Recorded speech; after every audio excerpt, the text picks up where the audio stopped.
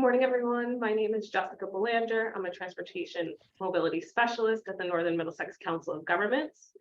This morning, we are holding our regional coordinating council meeting, and the purpose of the regional coordinating councils are a voluntary coalition of transportation providers, human service providers, advocates, and the purpose is really to collaborate and identify and address regional transportation needs. I will be your host, and I'm joined here with my colleagues, Shravanti and Justin, and we are hosting this presentation in collaboration with the Merrimack Valley Planning Commission. I'll turn it over to Merrimack Valley to introduce themselves. Thanks, Jessica. Hi, I'm Patrick Reed. I'm the Transportation Program Manager over here at Merrimack Valley Planning Commission, here with my colleague, Elizabeth Maldari. Looking forward to hearing some feedback and some items that we can document in our coordinated service plan so that we can make sure to meet your needs. So thank you, Jessica. Hi, everybody. Sorry. It's okay. So for the presentation today, we will kick it off by NMCOG providing a presentation on our region, and then we'll turn it over to Merrimack Valley, who will also do the same. And then we'll save some time at the end of the presentations for questions and a discussion on services. We're really interested in hearing directly from the service providers how things are going and ways that we can improve transportation for health and human services, also EDA services. I will screen share.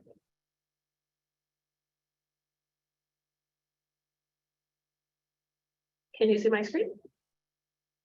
Yeah. I see nods. Perfect.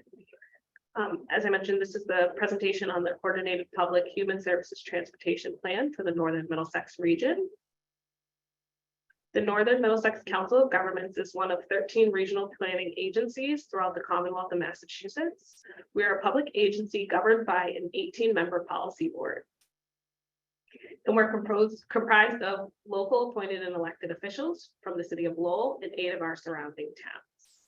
The objective of the Northern Middlesex Council of Governments is to increase capacity of the municipalities and foster regional collaboration and cooperation.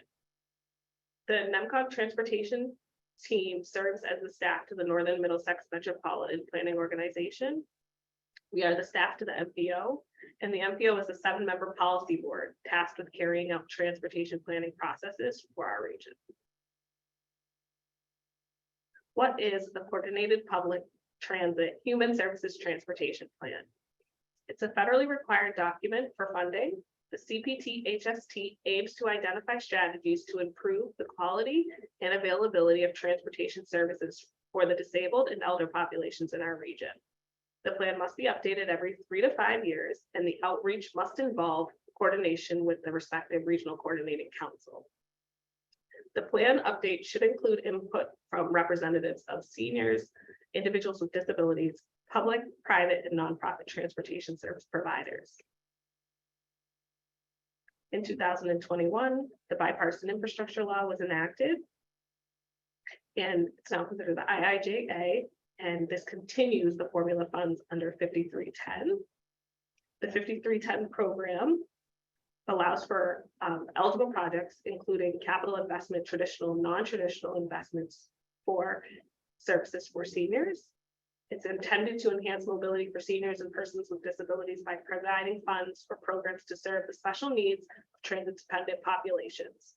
And in order to be eligible for 5310 funding, the CPT-HST plan must be updated.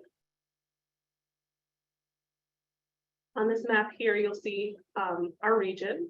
So this is the Northern Middlesex region, and our GIS analyst was able to map the number of seniors per square mile. So this is the population of folks over the age of 65, and the dark green area clearly displays that there's a higher concentration of seniors in Lowell. The next map displays our disabled population per square mile, specifically within Lowell. You can see there's some areas that are a little bit higher concentrations in the northern side. This map removes Lowell, so we've removed Lowell from the equation to show the density of senior population, the disabled population in our region, and you can see clearly there's some dark shading of Tingsboro, Dracut, Chelmsford, and also Billerica. The next map on the screen shows the population change in persons over the age of 65. So from the year 2011 to 2021, you can see that there's been a strong increase in growth in our senior population in every community, especially it looks like in Pepperell. On this map here, you can see our environmental justice communities. Environmental justice communities are identified using the EPA metrics that come directly from the state. Minority populations, income, limited English proficiency are some of the categories that are really looked at in terms of environmental justice criteria. And almost all of our communities have an environmental justice component in some place. The yellow areas are related to a population of 40% or more that are minority, and then the blue areas indicate low income. On your screen here, you will see the Lowell Regional Transit Authority ridership. You can see for the year of 2022 that there has been somewhat of an increase in the ridership as opposed to 2020. So in 2020, the pandemic, there was a slight dip, and you can see that it's slightly coming back. The paratransit column in the middle that you see includes our Council on Aging services as well as the LRTA Roadrunner. And subrecipients of the 5310 funding are folks like the LRTA. So they are subrecipients of 5310 funding from the federal government. The engagement activities that we've included in this plan are hosting the meeting we're having today. That's the Regional Coordinating Council meeting. We've conducted a service provider survey that we distributed to our communities to learn about the number of vehicles they have, their ridership, etc. We've conducted a few visits to our COA. We visited 3 COAs in our region, and we're also speaking directly with riders to hear a lot about their experience. So this time I'll take a pause from my presentation and ask if anyone has any questions before I turn it over to Patrick.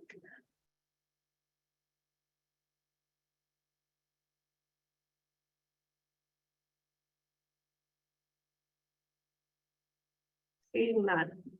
Oh, I think we have a question in the chat. The town of Amesbury. Sure, I can take this, Jessica, if you'd like. So in this particular case, Doreen, thank you for the question. We are working with the RCC today with neighboring region NMCOG, but Amesbury is actually within the general region and service area of MVPC. So you'll see sort of the maps that Jessica has provided in just a minute here when MVPC walks through the Merrimack Valley relevant content.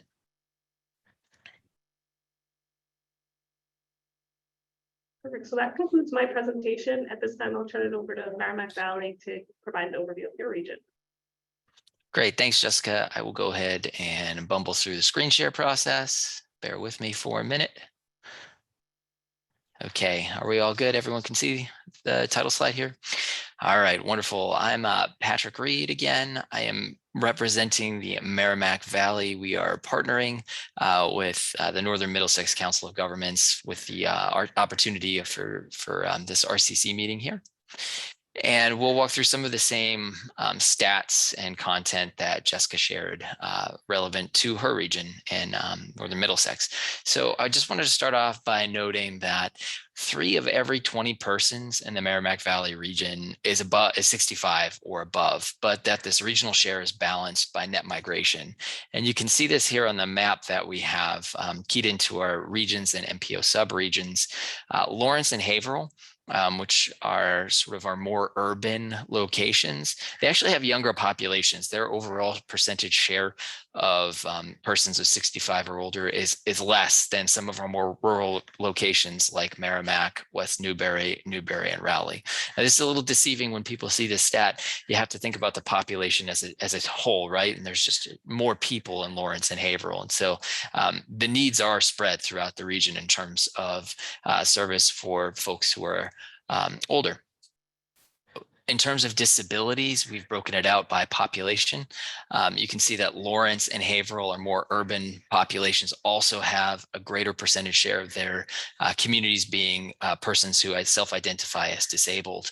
And so it's important to note here that There are a greater density of service providers in Lawrence and Haverhill, so it's only natural that those communities may attract folks a little bit closer in from a resident's perspective to have that service available, have those services a little bit more directly available. Our environmental justice communities are shown on the map here, as Jessica mentioned. We use the regional environmental justice plus communities, at least in our region. That is a metric that's relative to the region's proportions of limited English proficiency, minority block groups, and low income block groups as mapped by the census, right? So you can see Haverhill and Lawrence, they tend to have these greater shares of communities with identified equity needs, but there are census block groups spread throughout the region in Andover, Merrimack, and also Amesbury as well. Not only do we have MVPC, which provides important paratransit services to our communities of need, but we also have many senior centers and the Northern Essex Elder Transport Service providing trips and services to our communities. This table breaks down the number of trips that occurred in fiscal year 22, the communities that were served, and the trip purposes that are allowed by particular service provider or Council of Aging, as well as the costs. You can see across the board here, there is a diversity in terms of costs and also what trip purposes can be are relevant to the service and are acceptable for the service. And MVPC itself also provides some paratransit rides. In fiscal year 22, about 52,000 rides were supplied by MVPC.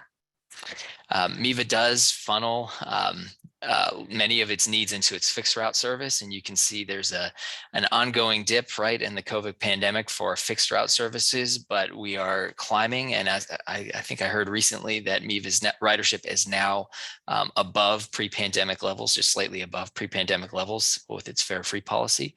So they're doing a great job over there to make sure service is affordable and accessible to people. We have had a couple different engagement events over the course of the past year, including coffee with veterans. We had a questionnaire and a couple, I believe, one or two other meetings.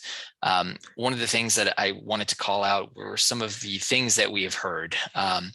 Getting veterans to health services using VA transportation, getting folks to where they want to do their shopping, particularly over the state line, has been a challenge because a lot of times the regions are focused on serving regional locations. Transportation to Boston is a challenge. And one probably large challenge that we've heard very, very frequently is the need to make a same day reservation.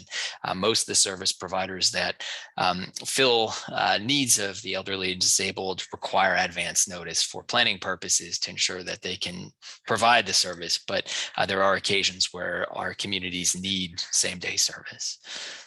With that, I just say thank you, and we look forward to having some discussions with you all about what sort of needs we can document in our coordinated human services plan.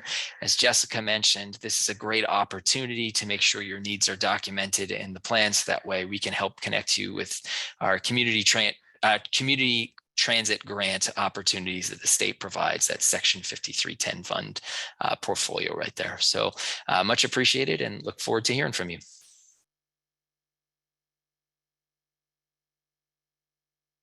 Thanks, Patrick. So I'd like to jump right in. Does anyone have any initial reactions or thoughts on either presentation or some of the challenges or opportunities you can share related to your services? I see Andrew has a hand raised. Andrew, please unmute yourself. Yes, I'm curious. The map of where the elderly and disabled live is interesting, but how do you correlate that to the transportation needs? Some of those areas are care homes and so forth, where the transportation needs are actually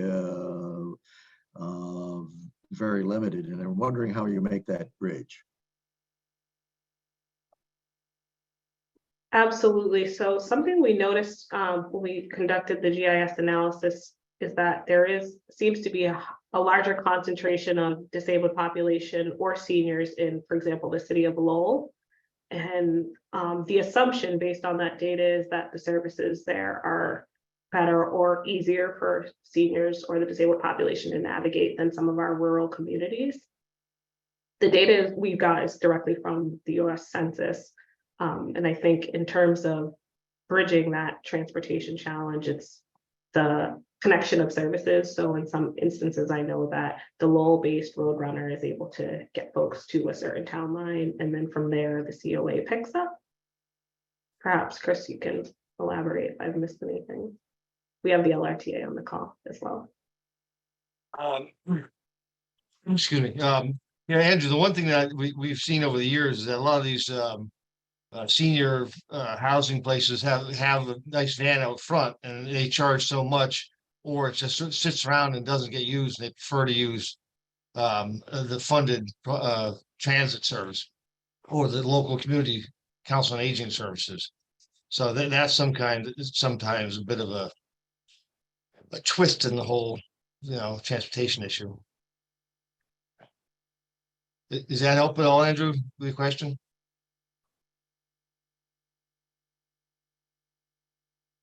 I'll speak to you offline. I've got an internet unstable situation here, which I apologize for. Okay. Thank you for your comment.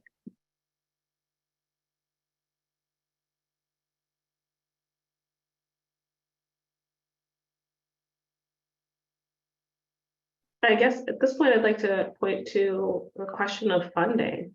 Are there additional funding sources or resources that could assist with some of the transportation services? Is funding a challenge for folks on the call?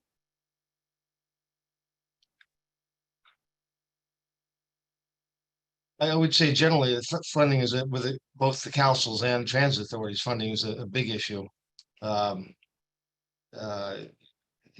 As we hadn't heard in the past from Westford, it doesn't matter how many vehicles, they could add another 2-3 vehicles, they'd fill them up and be on the road. So the lack of funding or availability of additional funds is a problem for sure. As well as on the transit side, we have difficulty hiring staff. There's just no one out there apparently who wants to take these positions. So it makes that difficult as well.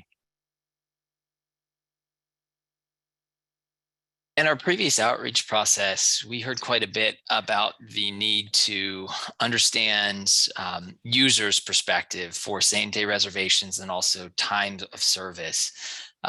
I'm interested to hear for the operators in the room if there's been any thought about expanding times of service and what sort of funding commitment that would entail, or is it not a funding thing, but as Chris mentioned, a labor issue? So I know for MEVA, we are not having the labor issue that some of our sister RTAs are having. And NOAA has definitely attributed that to our fare free policy. It makes it a lot easier. There's a lot less customer conflict, you might want to say, because of the fare free policy. But we have talked about expanding hours of operation, but expanding hours of operation come along with definitely a need for greater funding. So we are happy that the current administration has seen that need and has increased our state contrast assistance as long as everything passes in the Senate. And it looks like it's going to. So there is the possibility of expanding to longer nights or maybe even weekends. But if that funding source becomes unstable, then there's always the risk that those hours would be cut back again. So.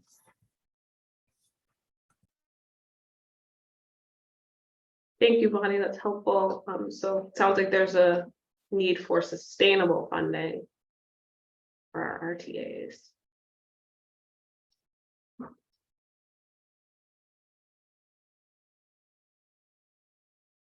Yes, we can certainly make slides available. We've had a couple questions here in the chat. Happy to do that, no problem. I'll talk with Jessica afterwards and we'll get a distribution list to make sure we get these mailed out to the right folks.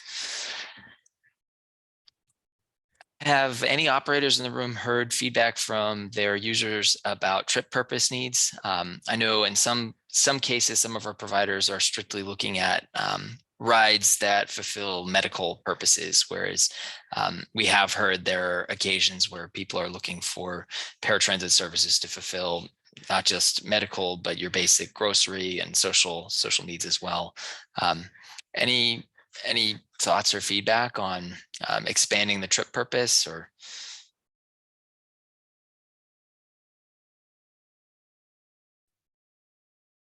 Yes, Doreen. Hi, I'm Doreen Arnfield. I'm the Council on Aging Director in Amesbury, and I'm also on the NEAT board. It's wonderful to have MVPC free.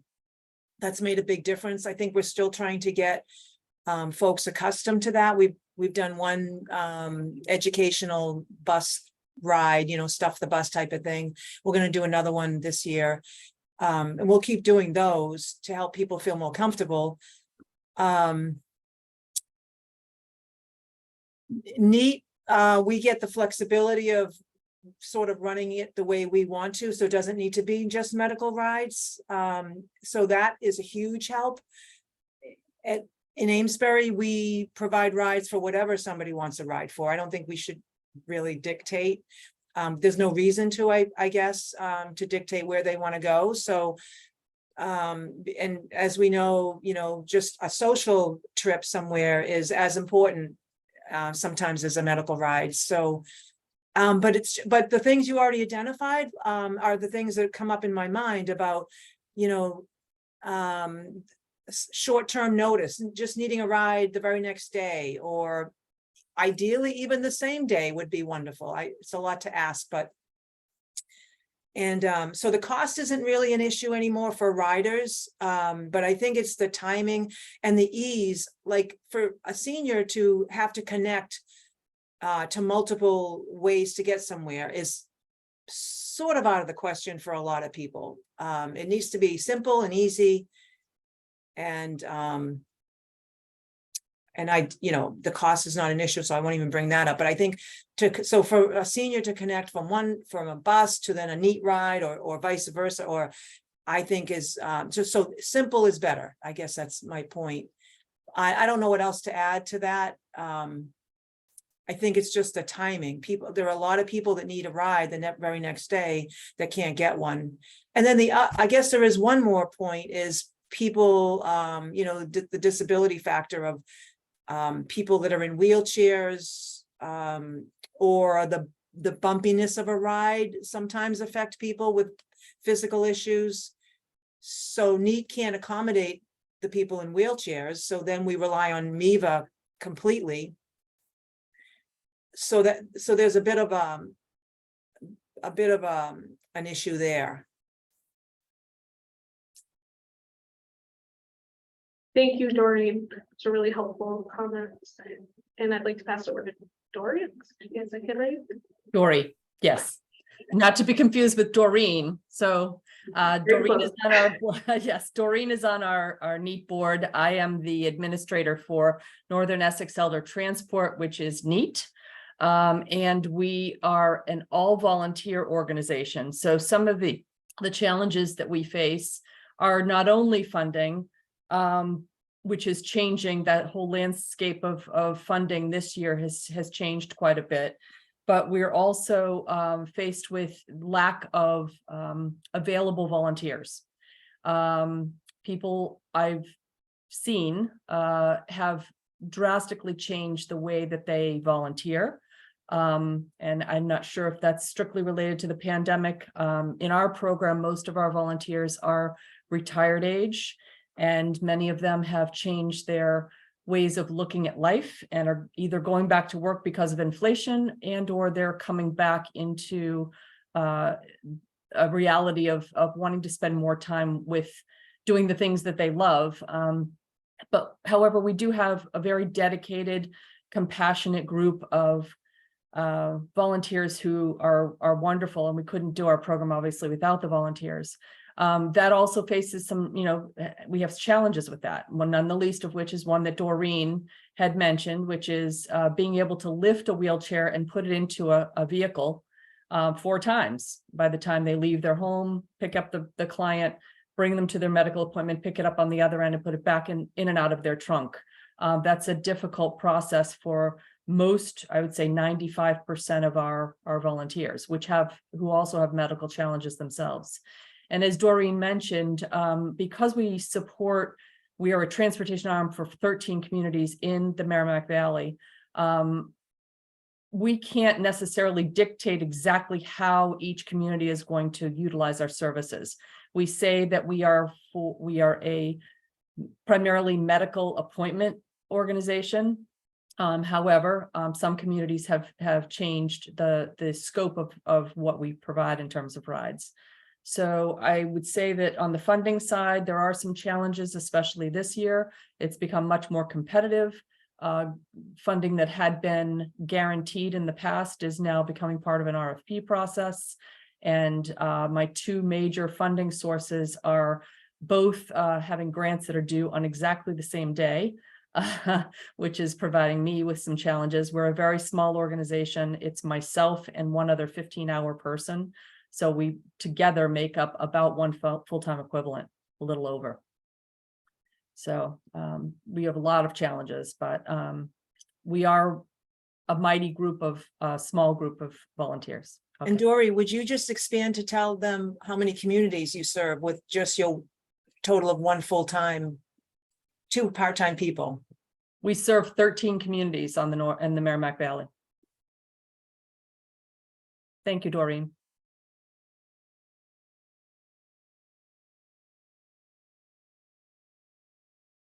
Thank you, that's really helpful.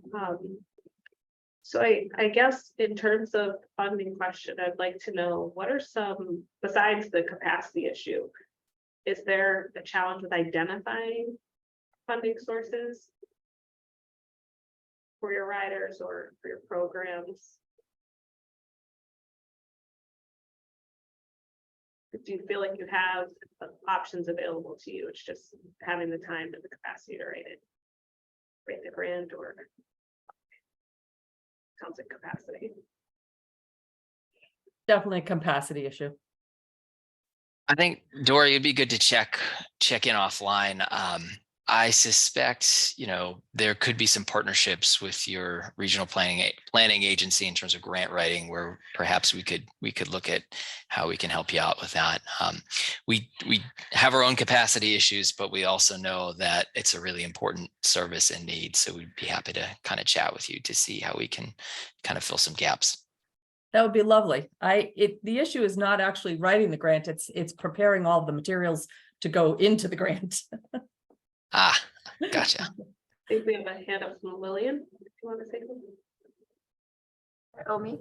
Yeah. I'd say it's not always a lack of knowledge of the funding sources that are available, but it can be disheartening to spend, 30 hours on a grant and be denied and have that happen 3 times. And meanwhile, you need to still provide services and you can't sacrifice your operations staff time to continually write grants, and to need more than 1 grant a year because each one is relatively small.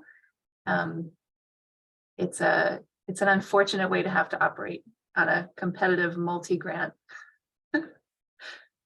funding stream. Definitely. We don't want you to lose steam on these. So I think Rachel dropped a link in the chat for some funding options. So folks want to save that and take a look at it. I have a question for Neva and the folks in Merrimack Valley. Have you been able to, I guess, switch some of the trips from paratransit rides to possibly fixed route service now that you have a fare free bus system? Have you seen any seniors sort of change their behavior, and maybe if they use the fixed route service, have they been able to sort of? So we've really been bolstering our travel training program. In fact, we did a ride along yesterday with one of the, I think it was Salisbury COA. I wasn't part of the trip, but Noah and Neo were out there and really going to the different senior centers and different organizations and doing travel training. And the whole purpose of travel training is to get somebody who is capable of riding a fixed route bus off of paratransit service and onto the fixed route bus. And we're revamping our paratransit service. It's been recently renamed Mini MIVA. And we're getting away from all the different, we're instituting this on July 3rd, along with some changes in our fixed route. But really getting away from thinking of the paratransit service as all these disparate, different named programs under one big umbrella called Mini MIVA. And one of the new benefits that's going to go along with that is if you book a paratransit ride that then transfers to a fixed route service, so you're not capable of walking to access the fixed route service, you can take a paratransit ride that brings you to a connection point like one of our many transportation centers and then transfer to a fixed route bus. You actually will have the benefit of being able to book your ride the day before instead of 2 days before. Those are some of the programs that we're trying to institute to really encourage those who actually can get to the fixed route to transition. So. Thank you. That's really helpful. That could be a good option for some. And Doreen mentioned that she likes the name Mini Viva. I do like the name Mini Viva, and I love the idea. Noah comes up with all these great names. It's great having an administrator who's very creative. It is. And Bonnie, if I could just comment, there's so many different changes and they're all positive. And but something you just said, just like I thought, oh, I don't know if I know that well. I'm not sure. So if I'm not clear, so I want to get more clear on all the changes and the advantages. I know they're putting shelters up in Amesbury. Is that what they're called? Yeah, bus shelters. Yep. Yeah, so I think that's wonderful. So I think, should I just connect with Neo maybe to educate myself a little more? So yep, that Neo is the perfect person. And she's the one who comes out and does all the travel training. Yeah. So, yep. Yeah, she's great. She's awesome. Yeah. She drives the bus and got the great personality and Yep. Okay, thank you.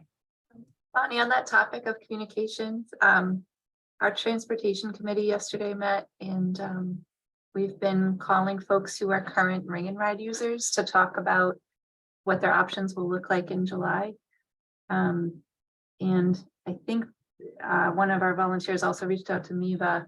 It sounded like there might be a letter to users to explain the changes that's in the works. I just wanted to confirm that so that we don't. Yes, we did discuss that at our board meeting last week about a letter going out to all of the current paratransit users to explain the change in the services.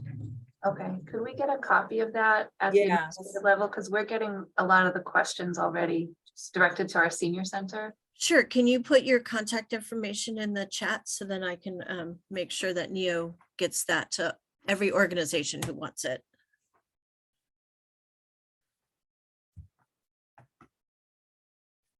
Thank you.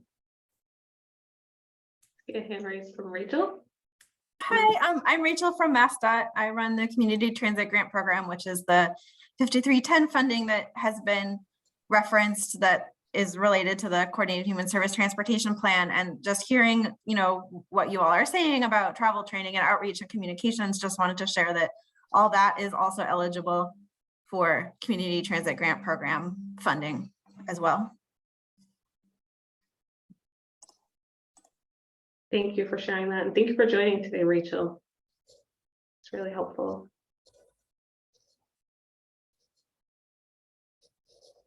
Chris Curry. Quick question. One of the key points of the coordinated plan is to identify gaps or items that would be beneficial that the communities, the COAs, the transit authorities need going forward in the next several years.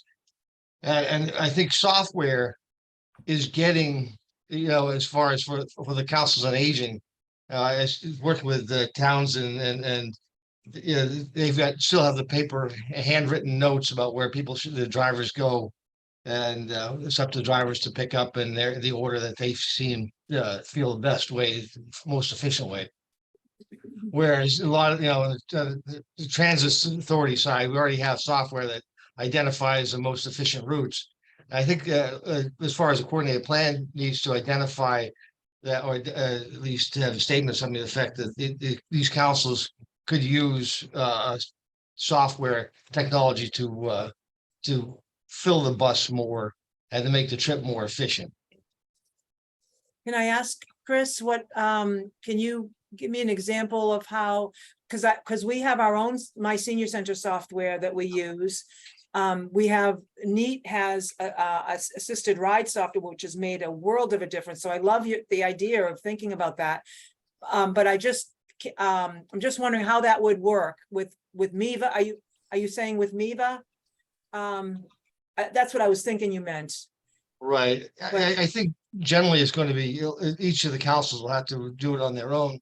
Now, my senior center is coming out with a new dispatch portion, which will be more detailed and actually lay out routing and give us the certain the data that the transit authorities are required to submit, and the COAs might be required.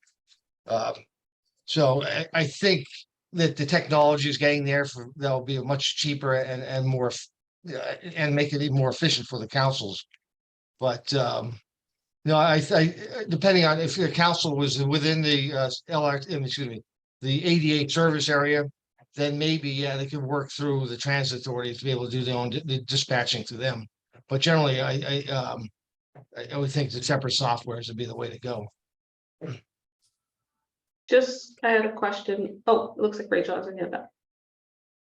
I was just gonna say, it all varies RTA to RTA, but there are some examples in the other parts of the state where RTAs do dispatching on behalf of councils on aging. So there's many different ways to do it, but each town on their own is not the only way. So could I just comment on that? That's a good point. So in the past, up until recently, we've had an agreement with the MVRTA because the city of Amesbury pays a certain fee because we're a certain distance between, I don't know if I'm saying this correctly, but all in all, we had an agreement where we put the rides into our software, my senior center software. MVRTA has access to that software every day, and they pick up the rides as we enter them in. So we're like we were the middleman or the middle person, and they would pick up the rides, and that was working very well for many years, probably 10 years.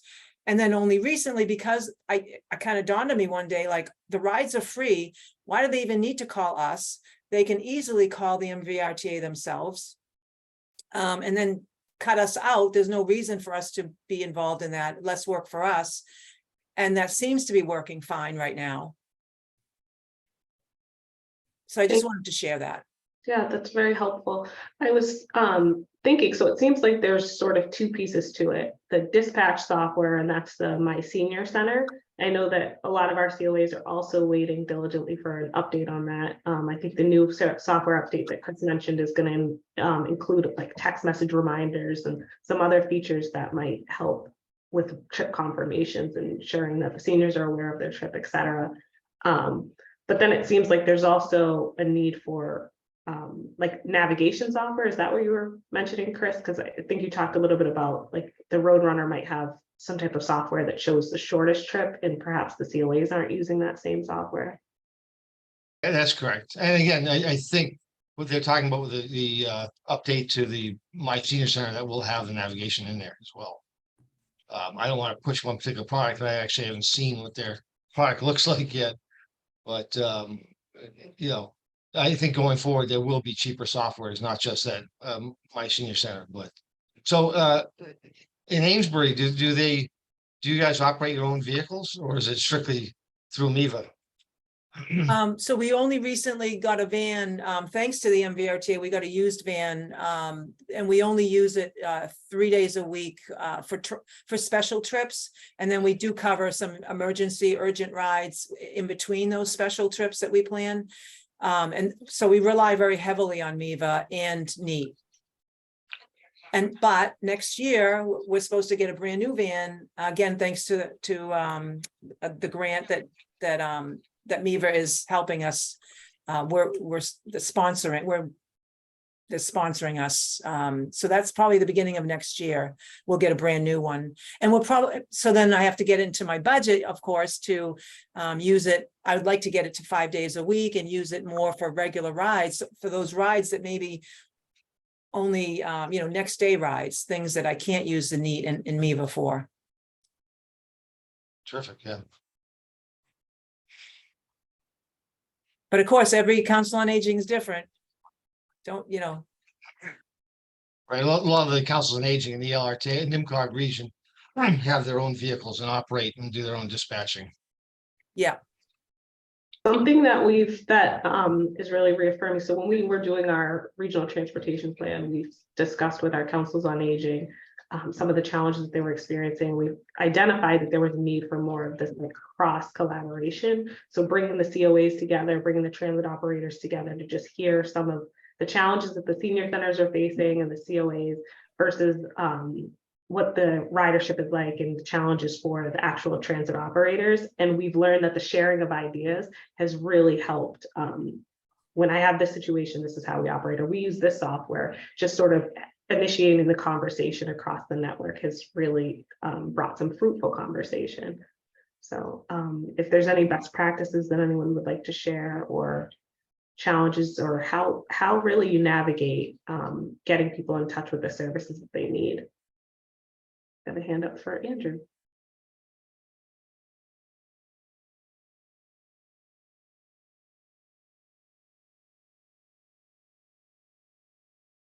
Andrew, can you hear us? I think he's muted. Hi, just to fill in on some of the gaps that have been recognized over time. Can you hear me? My internet is unstable. One, the paratransit services that the RTAs provide don't cover all the towns. And so you can have someone who becomes disabled and be one block away from the 3/4 mile rule and be limited to service. Getting to destinations which are outside the regional transit authorities, for us, it's the Bedford VA. It can be very difficult because of the inability to coordinate services between agencies. So these basic entities, basic issues are certainly issues that need to be thought about as we proceed.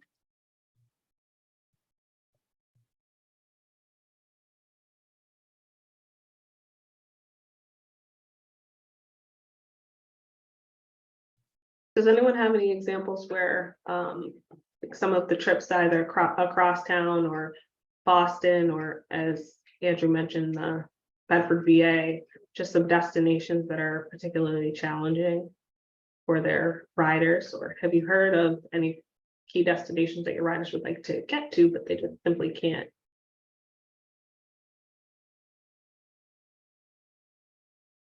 I have several. We expect about 500 out of town medical trips next year that won't be served because they're outside of our transit authority service area. So I would say that's dramatic, and I can send you a map of where people say they need to get that they don't have current rides scheduled for. Lillian, where are you now again? North Reading. North Reading. A challenge we've seen is some appointments start at 7 or 7:30 in the morning, and we don't like to send drivers out when we're not open to support them in case something happens. So sometimes it's those early morning appointments that are difficult. You have a hand up from Dory? So I would just say that obviously, the farther out of our territory, which would be the Merrimack Valley, the harder it is to find people who are willing to drive that distance. We do have a good group of people who will drive to the satellite locations like Danvers, Peabody for us, satellite locations for the medical facilities. And we go to Boston quite often, but the numbers of volunteers that we have that will go to those areas are smaller than the numbers that will drive locally. Our other advantages is that we do have volunteers that go across our entire region. Many of them volunteer for multiple communities and are covering multiple councils on aging, which work extraordinarily well. But I would say that the outlying areas like Boston, Metro Boston, are more and more difficult to fill for rides. And for sustainability, if you have, we have a small amount of people that go to Boston or that long distance ride, and they take many rides, but if something happens to them, they get sick, whatever, they go on vacation, we're kind of left, right? So we could use a cushion of another bunch of volunteers. Trying to work on that. It takes a village to try to get the volunteers. Our councils on aging some of them have been very, very good at helping us get additional volunteers. I've gone into colleges. We do have a couple of college students that come back in the summer, which tends to be a time where a lot of our retirees tend to take time off, and the winter when they're on spring break. So I do have a few college students who work for us as well as volunteers. And just tapping into a younger market, I think, is where it's at. I've contacted many of the mothers groups, and parenting groups in the area, trying to get in to speak to them as well, trying to get a different demographic in our volunteer base. The hand up from Lillian. Just say, like some of the TMAs will talk about emergency ride home when they hook people up with carpools, and they'll have like an Uber backup. And what we're finding as we set up a volunteer program or want to send people on the new MediNeva is that people are nervous that their doctor's appointment will go long, that a volunteer won't stay, or that the MIVA bus will leave without them in Boston. So we are trying, fingers crossed, to get like a transportation network company that we can use as an emergency ride home. And that might be something that could go in the plan, like when towns do their best and when volunteers do their best and someone has an emergency, like we'd love to be able to fund that emergency ride home, especially from Boston, where it's so hard to get our resources down there. Could I add to that, Lillian? Also, I mean, I think that's a great idea, but sometimes we get a lot of calls too from hospitals that are trying to discharge people and get them home. And I don't know what their funding source is. Sometimes they seem to manage it on their own, but a lot of times they call us looking for that ride to discharge them. So that maybe could fall into that emergency ride home kind of thing. That's really helpful because we can all relate to being at an appointment and it running maybe a little bit over than you anticipated, or maybe the doctor's running behind and sort of needing that ride home, and they're on a schedule. Oftentimes the riders are the seniors. If you're all the way in Boston and you live in a town as far north, it can be concerning. I know that Westford has taken a lot of donations as far as Uber and Lyft gift cards, actually. That's on their list of items for donations, but that would be great if we can include that in the plan as a recommendation. Some kind of contingency for emergencies. Does anybody have any other comments on how creative ways maybe that they're finding drivers? Dory shared some really interesting examples going to colleges, mothers groups. How do you find your drivers?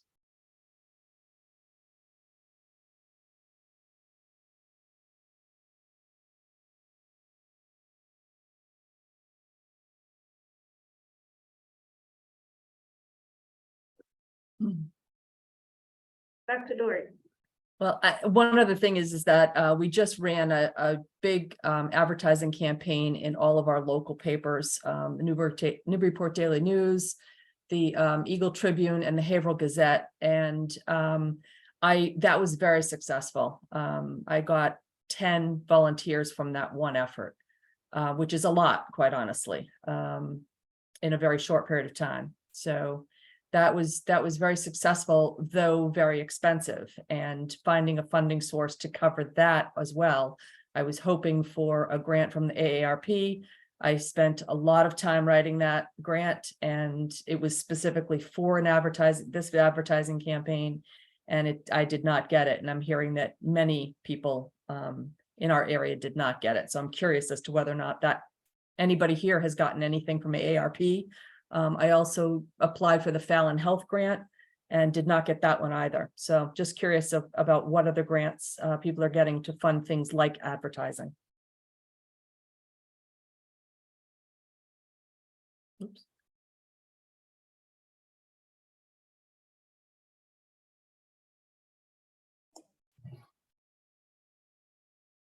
This is Rachel. I'll just say that anyone applying for a community transit grant program for sure for operating, maybe for mobility management also, advertising that's related to operating your transportation service would be eligible.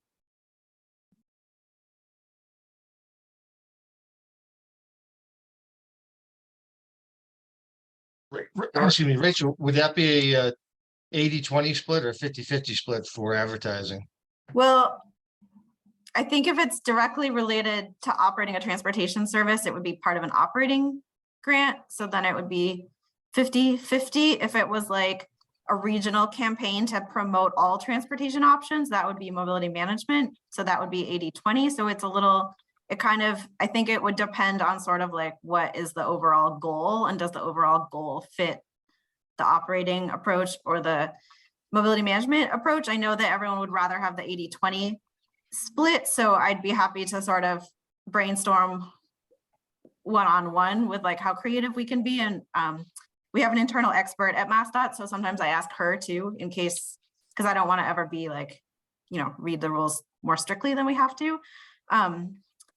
But that would, I would say overall, like if it's part of running one particular transportation service, that would be an operating expense. And if it's sort of a general promoting coordination and sharing general information about all transportation options, that would be mobility management. Thank you. So if you all want to collaborate on an overall advertising campaign together, that would be 80-20.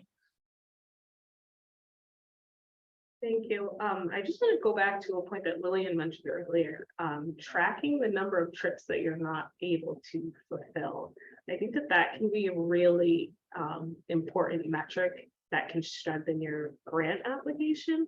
Being able to quantify, there were these many people that needed trips and we weren't able to make them simply because we didn't have the resources, I think can really help strengthen the argument. So I'd encourage folks to continue doing that if you are, and if you haven't started, start.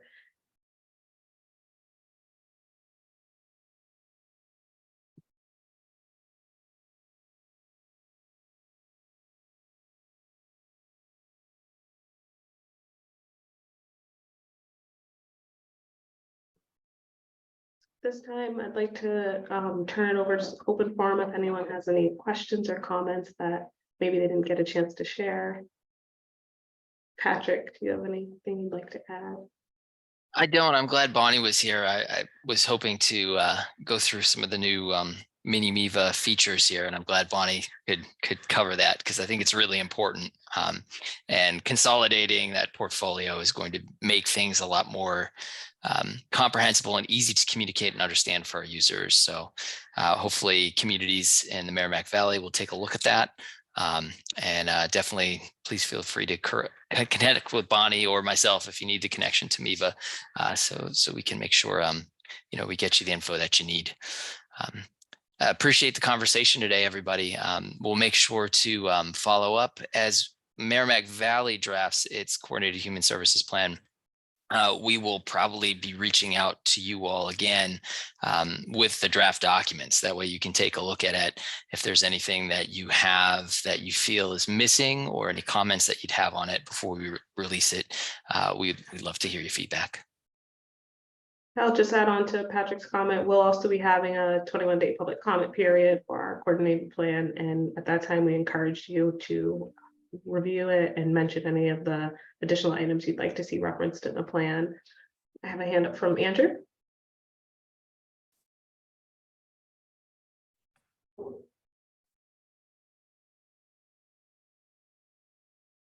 Can you hear us, Andrew?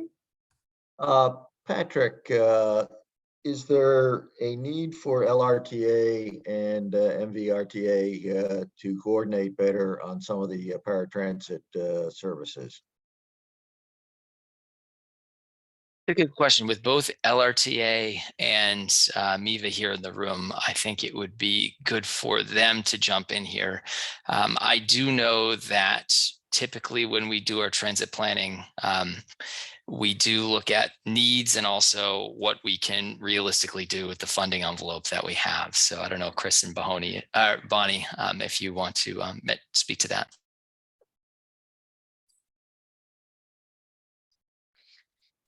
I'll start. I think the little coordination is probably not a bad idea.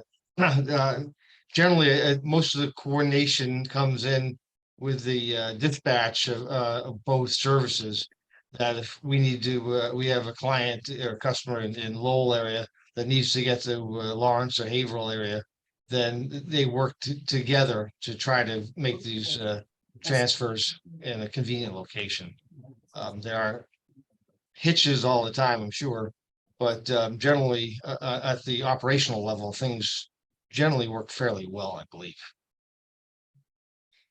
And I know Noah was recently talking about a connection in Drake because MIVA does have a bus that goes down to Ulul and into Drake and just the overall coordination with letting not only the paratransit community, but the fixed route community know that there are those connection points that, you know, people from Lawrence can get into Lowell and Drake and people from Lowell and Drake can get up to Lawrence and Haverhill and all of those areas, and just letting doing a better job of letting the public know what those connection points are.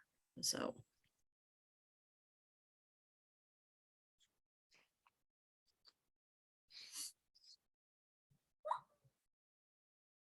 Thank you for your comments. I'll open it up one more time if anyone has any last thoughts, comments before we sign off. As Patrick mentioned, we'll be coordinating and ensure that we can put together a communication to send out to everyone of the consolidated slides and more information on how you can get in touch with us. Can also include some information about when our plan will be available, our draft plan for review. So just want to take a moment to thank everyone for their time today. We really appreciate it. This is the 2023 Regional Coordinating Council meeting, and we'll continue to host these in partnership with Merrimack Valley to help bolster the communication and collaboration. So thank you all for your time and have a nice long weekend. thank you. Everybody. Bye-bye.